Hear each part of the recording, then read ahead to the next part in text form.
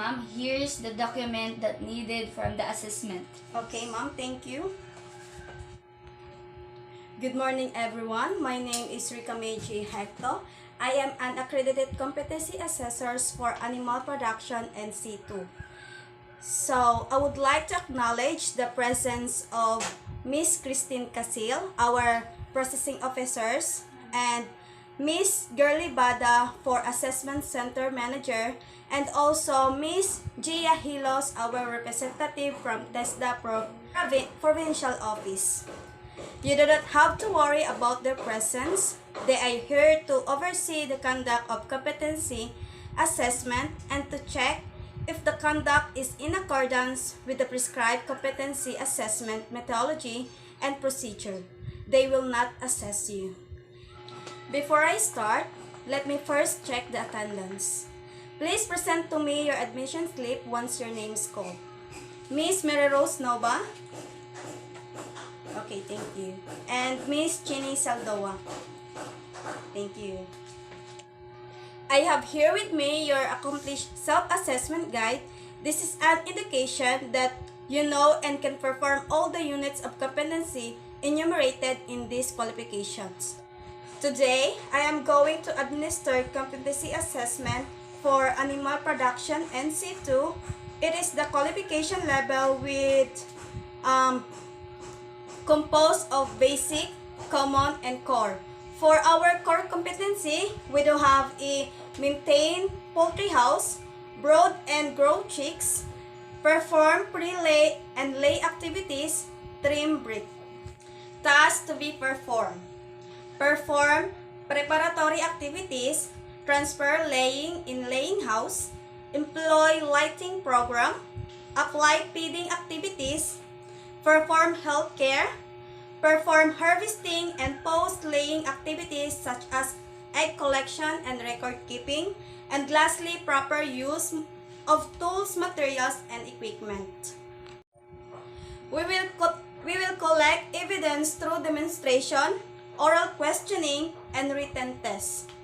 To determine your knowledge and skills, the assessment method we will use written tests, demonstration, and oral questioning. This assessment method can help to measure underpinning knowledge and skills. For your personal needs, the laboratory is located at the end of the hallway, and you can also take your meal at our canteen. This located at the lobby. However, during the assessment, you are not allowed to leave the premises of your assessment center. If you have difficulties in understanding the given instruction, please do not hesitate to inform me because we are willing to translate it for you.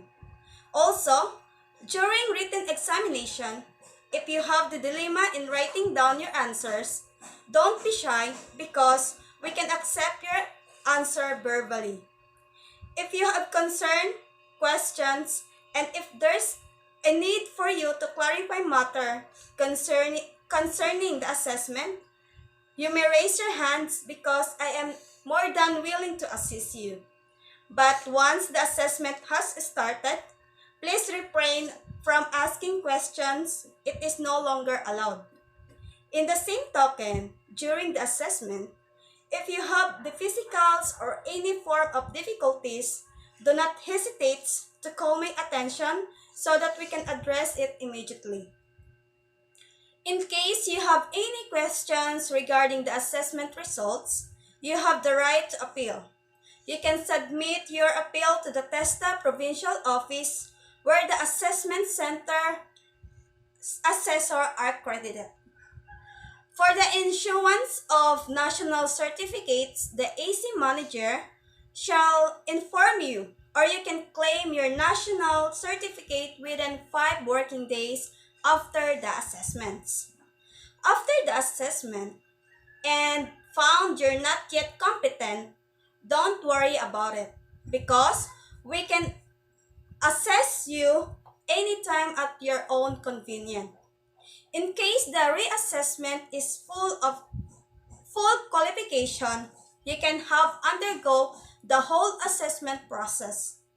If you are found to be competent in some unit of competency, the reassessment shall focus in the unit of competencies.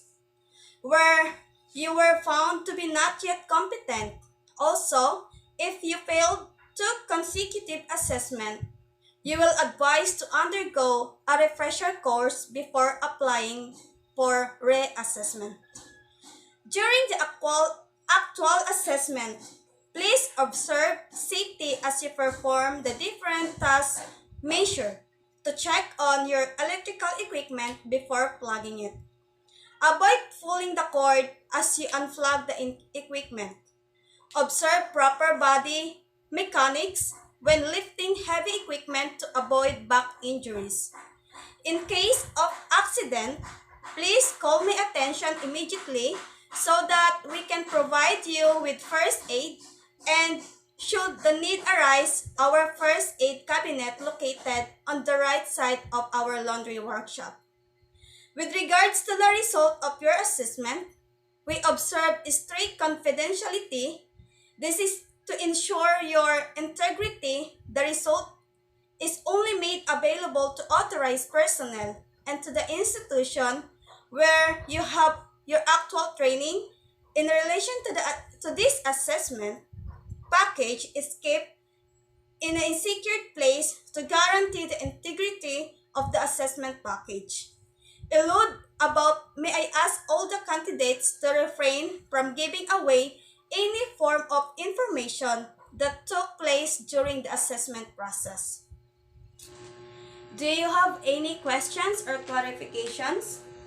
If none, I will now distribute the competency assessment agreement sheets. Please read the instruction carefully and answer all the questions outlined in the document.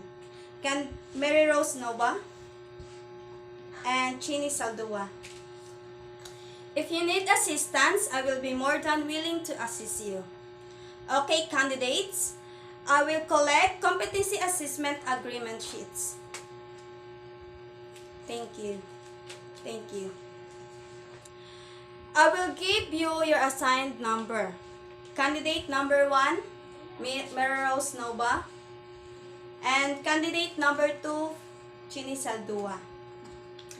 Everybody must be ready. Now, candidate number 1, please proceed to the assessment area. And for the rest of the candidates, please remain while I call you by your number. Thank you. Candidate number 1, please. Here. This way.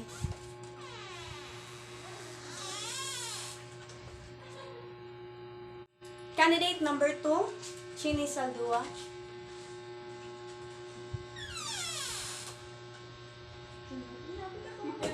Candidate number 1, this is our assessment area where you are going to perform our pre-lay and lay activities. Please read the instruction. Again, if you have any questions, you may ask now, because as soon as the assessment begins, you can no longer ask me questions. Okay, thank you.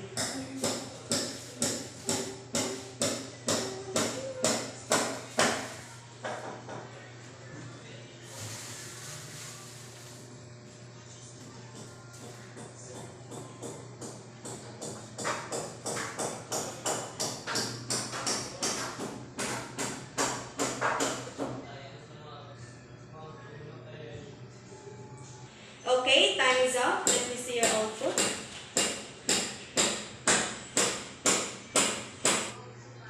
Candidate number 2, this is our assessment area where you are going to perform our pre-lay and lay activities. Please read the instruction again. If you have any questions, you may ask now, because as the assessment begins, you can no longer ask me a questions. I have questions. Okay, thank you. In that regard, you may begin. Please be informed that after the demonstration, there will be oral questionings. I will give you 45 minutes to finish the task. Okay, ma'am. Okay, thank you.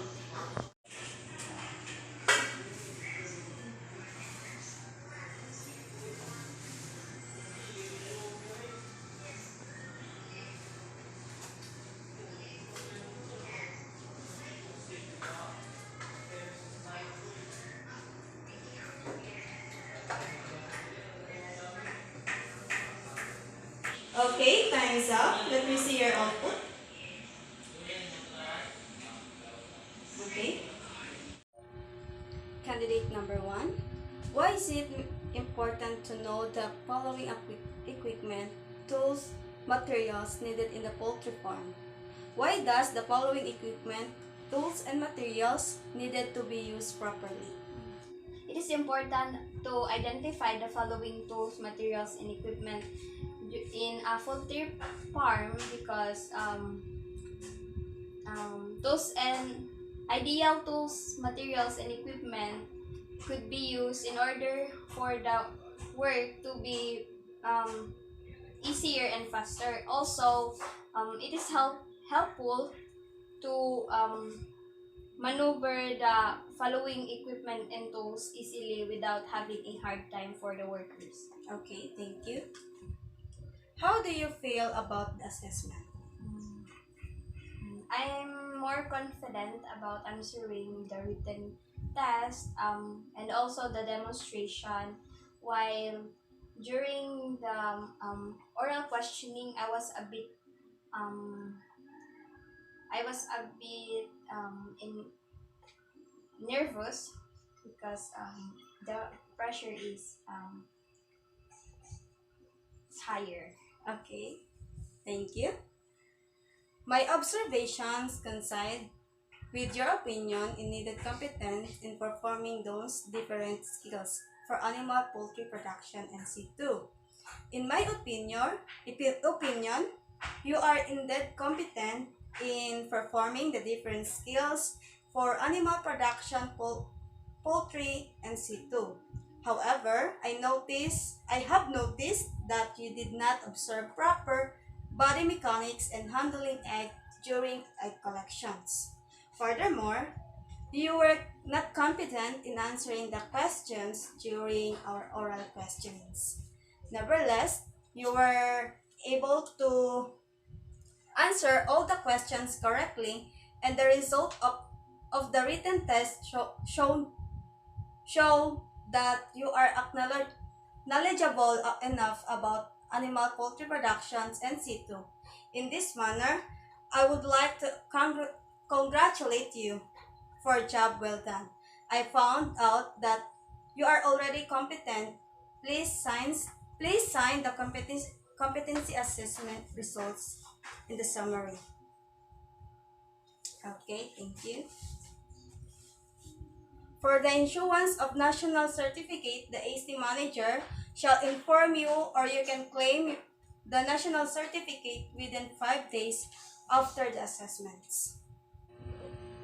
Why is it important to know the following equipment, tools, and materials needed in a poultry farm? And why does the following equipment, tools, materials needed to be used properly? It is important, maybe because tools and equipment are meant to be used properly, and identifying the tools, materials, and equipment helps the worker identifying the usage of the following. Okay. Okay. Candidate number 2, Miss Jeannie Saldua. If you have doubts regarding the assessment result, you have the right to appeal. You can submit your appeal to test the provincial office or the assessment center, and assessor are accredited. Well, you please sign the competency assessment result summary.